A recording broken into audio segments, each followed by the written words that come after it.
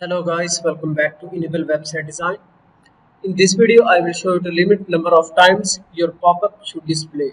So this pop-up is created using Elementor Page Builder. Now let's go and we can easily edit this pop-up. So after that, you can go here and top right corner.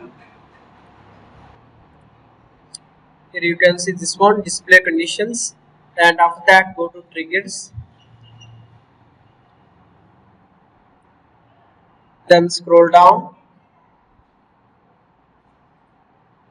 and here you can see this one, advanced rules. Show up to X times. So how much time you want to display this one? 3 times, 2 times. For example, if you select 1 time, then it will display only 1 time. After that, click on save and close.